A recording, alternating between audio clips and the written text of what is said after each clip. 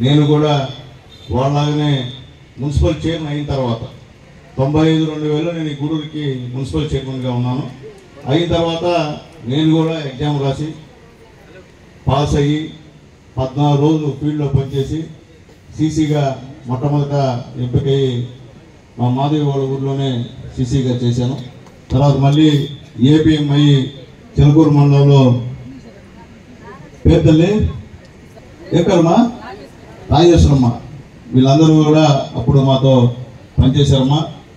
అప్పట్లో Sampath sir IAS officer Sampath Kumar గారు మా అందరు కూడా హెడ్ అయిన బ్రహ్మాండంగా ఆయన హయాంలో చాలామంది పేదవాళ్ళని ఈ యొక్క ఉద్యోగాలు వెలుగు ప్రాజెక్ట్ పెట్టింది కూడా ఆ రోజు చంద్రబాబు నాయుడు గవర్నమెంట్లో అని చెప్పి వెలుగు సీసీలు వెలుగు ఏరియా కోఆర్డినేటర్లు ఏపీఎంలు గుర్తు పెట్టుకోవాలని చెప్పి కూడా మీకు తెలియజేస్తున్నా. అట్లాగే ముఖ్యంగా ఈరోజు పొదుపు అంటేనే ఆ రోజు శ్రీలక్ష్మి కలెక్టర్ గారు ఐఏఎస్ శ్రీలక్ష్మి కలెక్టర్ గారు నెల్లూరు జిల్లా కలెక్టర్ గారు ఉన్నారు.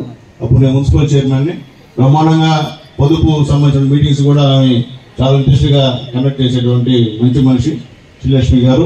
అలాగే మీరు గుర్తుపెట్టుకోవాల్సింది చంద్రబాబు నాయుడు గారు.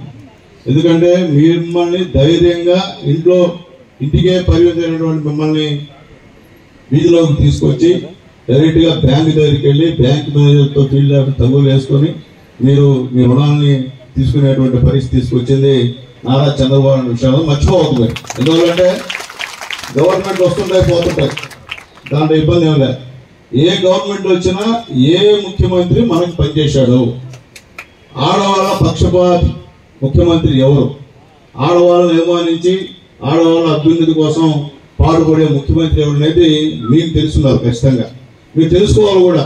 ఏదో అందరిలాగా మీరు కూడా గాలివాటంగా పోయి ఓట్లు వేస్తే పోయిన 5 సంవత్సరాలు ఏం జరిగిందో మీ అందరికీ తెలుసు. ఈరోజు చంద్రబాబు వచ్చారు కాబట్టి మీ పొదుపును పెంచగలిగారు. గతంలో పెంచాడా? మీ గురించి ఆలోచించారా? ఏం ఆలోచించారా? కానీ చంద్రబాబు నాయుడు గారు, పవన్ కళ్యాణ్ గారు, ఈరోజు మోడీ గారు వచ్చిన తర్వాత పొదుపు లక్ష్మి వాళ్ళ దశ నిజంగా తిరిగిందని చెప్పి నేను తెలియజేస్తున్నా.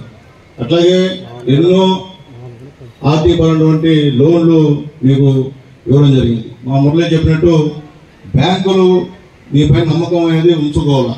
బ్యాంకులో నమ్మకం లేకుండా లోన్ తీసేసుకొని మనం కానీ కట్టకుండా పోతే, మీ వల్ల ఒకరిద్దరు కట్టకుండా ఉంటే ఆ పొదుపు మహిళలందరూ కూడా ఇబ్బంది పడేటువంటి కార్యక్రమం నేను కూడా చాలా చూశాను. నేను పనిచేసాను, 1 year పనిచేశాను ఈ వెలుగు ప్రాజెక్టులో. ప్రతిరోజు ప్రతి దగ్గర కూడా మధ్యస్థాలే ఈ విధంగా అందరూ బాగా కడతారు, ఒకరిద్దరు కట్టరు, వాళ్ళు బ్యాంక్ అతను డబ్బులు ఇవ్వరు. అదేమని అడిగితే తగువులు, ఆడవాళ్ళకి భయంకరంగా తగువులు. అయితే ఇప్పుడు ఏం చేస్తుంది, నేను మాత్రం ఖచ్చితంగా నెలకు ఒకసారి మీటింగ్లు పెట్టించాను. నెలకు ఒకసారి ప్రతి దగ్గర ప్రతి ఊర్లో పొదుపు మహిళలు కూర్చొని మాట్లాడుకోవాలా. ఏది మన గ్రామ పరిస్థితి ఏంది, మన గ్రామ సమస్య ఏంది, మన ఊర్లో ఏదైనా ఇతర సమస్యలు ఉన్నాయా. ఎందుకంటే మీకు తెలుసుకుంటుంది బాగా, ఇళ్లలో ఉంటారు కాబట్టి. అంటే మన భర్తలు బయటికి వెళ్ళి పని చేసుకొస్తారమ్మా, మీరు గ్రామాల్లో ఉంటారు కాబట్టి ఆ గ్రామంలో ప్రధానంగా మీరు ఎదుర్కొన్న సమస్యలు, నీటి సమస్య కావచ్చు, రోడ్డు విషయం కావచ్చు, ఇంకేదైనా కావచ్చు, మీరు మాట్లాడుకొని ఒక తీర్మానం చేసి మీరు కూడా ఉన్నతాధికారులకి మీరు కూడా అర్జీ రూపంలో ఇస్తే దాని మీద పరిష్కార మార్గాలు అప్పుడు చూపించేవాళ్ళం. అంటే నేను అదే పని ముందే ఉండేవాడిని. చిట్టమూరు మండలం అయితే నాగూరం ఉంది, అక్కడ ఈ సారాయి ఉద్యమం మీద దరఖాస్తు అనుకున్నా, ఊరు దరఖాస్తులో నేను దాదాపు 15 రోజులు పోరాడాను. ఉద్యోగం కూడా పోయింది నాకు, దాని మీద పోరాడిన దానికి విషయం చెప్తున్నాను మీకు. ఎందువల్లంటే అక్కడ పెట్టకూడదని, అంటే బెల్ట్ షాప్ పెట్టకూడదని చెప్పి అంత పెద్ద ఉద్యోగం చేసాం, ఎరువులో పనిచేస్తా కూడా. తర్వాత మళ్ళీ ఇప్పుడు ఉన్నటువంటి కొత్తగా విజయ్ కుమార్ సార్ మొన్న పోటీ చేశాడు ఎలక్షన్లో, ఎంత తెలుసు.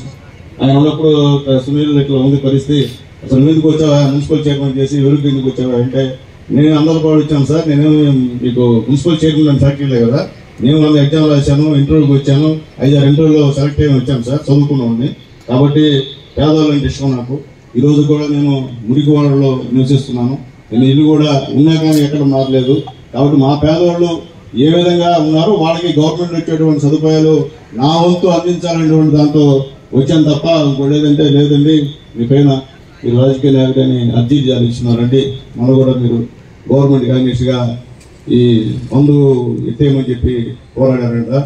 అంటే సరే చదివిచ్చేస్తాను, చదివిచ్చేసాను. ఎందుకంటే ఇంకా మంది బాగుండదు కదా పనిచేస్తే. కాబట్టి వెలుగు అనేది మంచి ప్రాజెక్ట్. దీంట్లో అందరూ కూడా నాకు తెలిసి మేము ఉన్నప్పుడు అంతా పీజీ, డిగ్రీ కూడా లేదనుకుంటా. నేను ఉన్నప్పుడు పీజీ క్వాలిఫికేషన్, మినిమం సీసీకి పీజీ క్వాలిఫికేషన్. ఇప్పుడు అదే సాధించారో నాకు తెలియదు, కానీ అప్పుడు మేము ఉన్నప్పుడు. కాబట్టి ఈ ప్రాజెక్ట్ ద్వారా చాలా మందికి ఉద్యోగాలు రావడం జరిగింది. అట్లాగే ఈ పొదుపు వల్ల మీ కుటుంబాలు ఏ విధంగా లాభపడ్డాయి, ఏ విధంగా ఉన్నాయనేది ఇప్పుడే మన మేనవరం అమ్మాయి చెప్పింది. నాకు గుర్తులే నేను చేసింది, కానీ ఆ తల్లి గుర్తుపెట్టుకొని చెప్పినందుకు అమ్మాయికి ధన్యవాదాలు. ఎందుకంటే అట్లా గుర్తుపెట్టుకొని చెప్తున్నా, మీ పొదుపు లక్ష్మి పెట్టి చంద్రబాబు నాయుడు గారు అట్లా గుర్తుపెట్టుకోండి ఆయన, అంతేకాని అందరిలాగా మర్చిపోవద్దని చెప్పి నేను దగ్గర రిక్వెస్ట్ చేస్తున్నా. అట్లాగే ముఖ్యంగా బాబు గారు ఎలక్షన్లో చెప్పినట్టు సూపర్ 6 అని చెప్పాడు. అందరూ ఆయన చేస్తాడా చేయడా అని అనుమానంగా ఉన్నారు. వచ్చిన వెంటనే పెన్షన్ 1000 రూపాయలు పెంచింది ఎవరంటే ఆయనే. గతంలో 3000 చేసింది కూడా ఈయనే, వేరే వాళ్ళు కాదు, గుర్తుపెట్టుకోండి. 500 పెంచలేకపోయారు. తర్వాత ఈరోజు వచ్చే విద్యా సంవత్సరం నుంచి తల్లికి వందనం 15,000 రూపాయలు. ఎంతమంది బిడ్డలు ఉంటాయి? గతంలో ఒక బిడ్డకి ఇచ్చేవాళ్ళు. ఈరోజు మీ ముఖ్యమంత్రి మీ చంద్రబాబు నాయుడు గారు మీ ఇంట్లో ఎంతమంది బిడ్డలు ఉంటే అన్ని 15,000 రూపాయలు డైరెక్ట్ గా స్కూల్కి కాలేజీకి కట్టేటువంటి అవకాశం కల్పించాలని కూడా మీకు తెలియజేస్తున్నాం. అలాగే తల్లి, ఈరోజు మీ అందరికీ ఎక్కువ ఇంతమంది ఆడవాళ్ళు రావడం చాలా సంతోషం. మీకు వచ్చే నెల లేదా వచ్చే నెల నుంచి ప్రతి ఇంటి మీద సోలార్, మీ పైసా పేదవాళ్ళు పైసా కట్టబడలే. 3 గ్యాస్ సిలిండర్లు అంటే వచ్చిన కొత్తలో కష్టంగా ఉంటుంది, తర్వాత అలవాటు అయిపోద్ది. ఏదో మాకు రాలేదు అంటే వస్తుంది, రాకుండా కొత్త కాబట్టి ఫస్ట్. అదిగాక అంతకుముందు